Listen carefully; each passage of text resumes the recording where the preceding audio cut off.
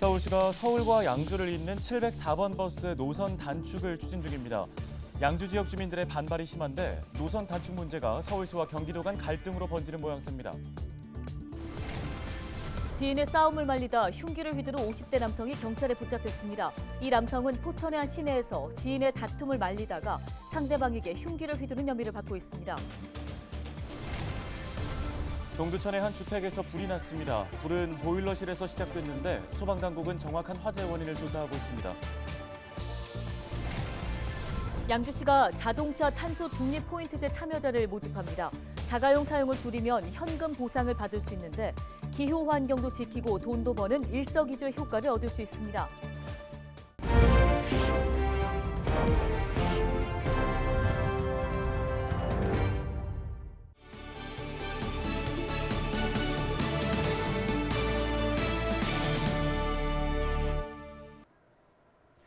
시청자 여러분 안녕하십니까? 헬로티비 뉴스입니다. 서울시가 운영 중인 704번 버스와 관련한 논란이 계속되고 있습니다. 지난해 양주시 구간 운영을 단축하겠다는 통보 때문인데요. 주민들은 반대에 당장 운행을 멈추진 않았지만 언제 없어질지 몰라서 불안해하고 있습니다. 네, 강수현 양주시장이 경기도에 지원을 요청하면서 이젠 서울시와 경기도의 문제로 번지는 모양새입니다. 김소영 기자가 취재했습니다. 서울역 환승센터에서 양주시 장흥면을 지나 송추가 종점인 704번 버스. 이 버스는 10분에서 15분 간격으로 운행되고 있습니다. 그런데 지난해 11월 서울시가 704번 버스의 양주 노선을 축소하겠다고 통보했습니다. 양주시와 장흥면 주민들은 즉각 반대 서명과 함께 노선 축소 반대에 나섰습니다. 704번은 이 지역에서 서울을 오갈 수 있는 유일한 버스이기 때문입니다. 사실 우리 양주 시민 입장에서는 청천벽력과 같은 이야기죠. 왜냐하면 그분들이 아침 새벽에 출근들 하는 분들이 있거든요. 그분들 입장에서는 이 버스가 없으면은 당장 그 출퇴근에 지장이 있는데 참 서울시에서 왜 그런 결정을 했는지 모르겠어요. 주민들의 반발에 704번 버스는 현재 운행되고 있습니다. 하지만 잠정 보류일 뿐 언제 노선이 축소될지 알 수 없습니다. 강수현 양주시장은 서울시의 이런 일방적인 행정에 대해 경기도 시장군수협의회를 통해 704번 노선 단축의 문제점과 주민 불편을 경기도 차원에서 관련 시군과 함께 대응해 줄 것을 요청했습니다. 또 양주 시민이 먹고 버리는 쓰레기의 10배 이상을 서울에서 받고 있고 장사 시설들도 서울 시민이 많이 사용하고 있다는 점을 짚으며 서로 배려가 필요하다고 말했습니다. 우리 양주뿐만이 아니라 이 경기도가 서울하고 가까이 있다 보니까 그런 부분을 그러니까 경기도에서 해결해주고 있는데 그런 좀 부분은 생각 안 하고 그 직원들의 후생복지 차원에서 그 단축을 하겠다고 해서 사실 도지사님한테도 이거는 우리 양주의 문제가 아니라 경기도의 문제이기 때문에 양주시는 갑작스러운 노선 폐지에 장기적으로 대처하기 위한 계획도 마련하고 있습니다. 자체 노선 확보와 버스 준공영제 도입을 통한 안정적인 버스 운행을 준비하는 것입니다. 하지만 대안이 마련될 때까지 서울시가 언제 노선 축소라는 결정을 내릴지 몰라 주민들은 불안할 뿐입니다. 서울시는 그동안 경기도 동북부를 연결하는 703번과 706번 등 4개의 버스 노선을 차례로 폐지한 바 있습니다.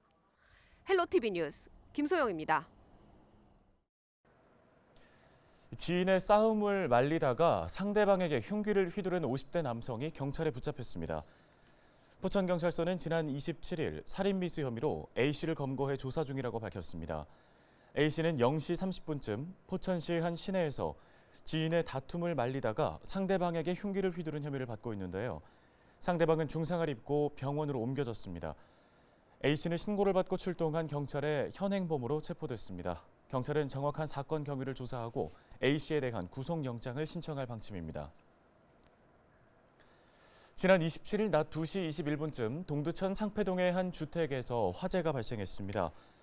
거주자 A씨는 부엌에서 음식을 준비하던 중 물이 나오지 않아 보일러실로 가보니 불이 나고 있었다고 진술한 것으로 알려졌습니다. 불은 보일러실 일부를 태우고 꺼졌으며 소방당국은 자세한 경위를 조사하고 있습니다.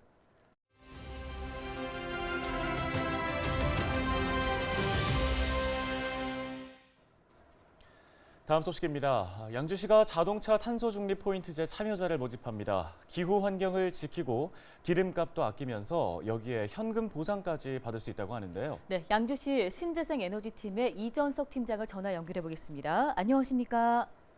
안녕하십니까. 양주시 에너지팀장 이전석입니다. 예, 팀장님, 먼저 양주시가 자동차 탄소 중립 포인트제 참여자를 모집하고 있다고 들었습니다. 이 탄소 중립 포인트가 어떤 건가요? 네, 탄소중립기본법에 따라 운영되는 제도로 에너지, 자동차, 녹색 생활 실천 등 총 3가지 분야로 되어 있습니다. 그중 하나가 자동차 탄소중립 포인트제인데요. 뜻은 자동차 주행거리 감축량, 감축률에 따라 포인트를 부여하고 인센티브를 제공하는 제도입니다. 네, 온실가스 감축에 이바지한 실적에 따라서 최대 현금 10만 원의 인센티브까지 제공한다고 하니까 많은 분들이 관심 가질 듯합니다. 참여 시민들이 매년 늘어나고 있습니까?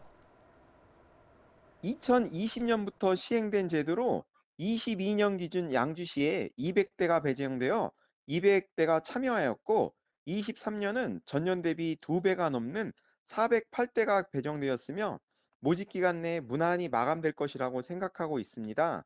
타 시군에 비해 대중교통 인프라 부족으로 배정 수량이 미약하기는 하나 양주 시민 참여도는 지속적으로 상승하고 있습니다.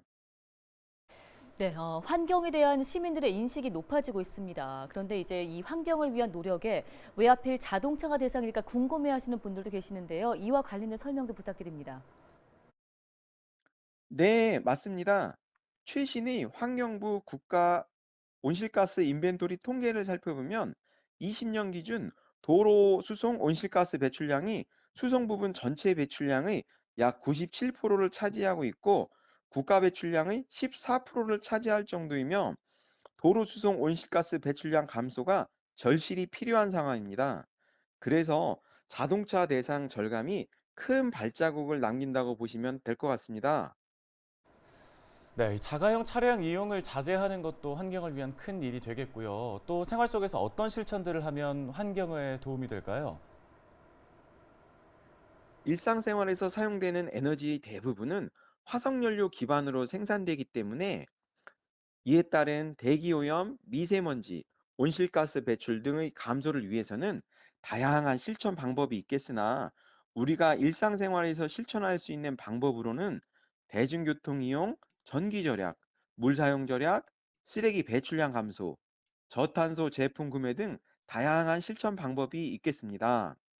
또한 국가 정책인 2050 탄소제를 위해서 탄소가 발생하지 않는 수소 에너지 전환이 반드시 필요한 바, 수소 에너지에 대한 이해도를 높이고 관련 시설 입지에 대한 주민들의 수용성 향상이 절실히 필요하다고 생각합니다. 우리 모두 미래 세대를 위해 2050 탄소 제로에 적극 동참하여야 할 것입니다. 네, 알겠습니다. 말씀 여기까지 듣겠습니다. 양주시 이전석 신재생 에너지 팀장이었습니다.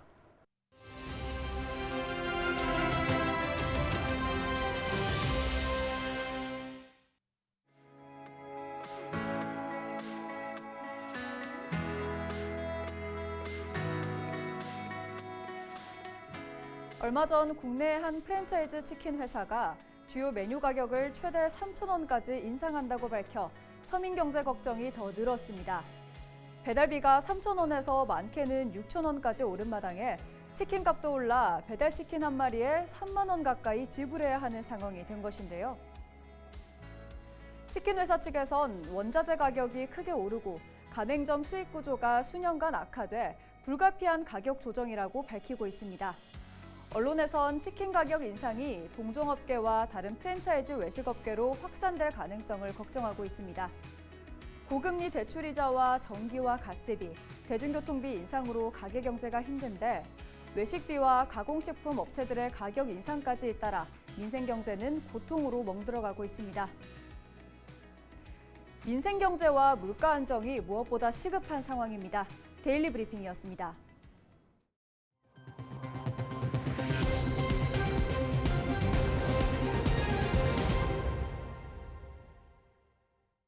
다음 소식입니다. 동두천시와 경민대학교가 지난 27일 동두천시청 상황실에서 관악 협력을 위한 업무 협약을 체결했습니다. 협약식에는 박형덕 동두천시장과 홍지연 경민대 총장이 참석했는데요. 두 단체는 학문, 기술, 정보의 상호 교류와 지역사회 현안 연구개발 사업의 수행, 인력 양성 및 역량 기반 공동 프로그램 개발 등에서 서로 협력할 것을 약속했습니다. 경기도의 건설교통위원회 소속 오성교 의원이 경기도 교육청 관계자들과 의정부 고산 택지지구 내 고등학교 조기 개교 방안을 논의하는 간담회를 가졌습니다. 오성교 의원은 고산지구 고등학교의 조속한 설립을 위해서 올해 안에 학교 설립 계획 심의를 마치고 고교 설립 설계비를 반영해달라며 교육부의 중앙투자심사 승인을 받은 중고교 통합학교 부지에 고등학교 조기 개교를 통해 교육 수요를 충족시키는 것이 가장 현실적인 방안일 수 있다고 설명했습니다. 지난 2019년 12월 고산 중고신설이 중고통합학교 설립 및 운영계획 수립 및 보고 후 추진이라는 부대 의견이 포함돼 교육부 중앙투자심사에서 조건부 승인을 받은 상황입니다. 포천시의회가 지난 27일부터 제170회 임시회 제1차 본회의를 열었습니다. 첫날에는 2023년 제1회 추경 예산안 제출과 제1차 포천시 기금운용 변경 계획안 제출에 따른 제안 설명을 진행했습니다. 이번 임시회에는 포천시 경계성 지능인 평생교육 지원 조례안, 포천시 거주 군인 및 군인 가족 지원 조례안, 포천시 빈집 정비 지원 조례 전부 개정 조례안 등 총 20건의 조례안 등 총 24건을 심의 의결합니다. 뉴스 마칩니다. 네, 고맙습니다.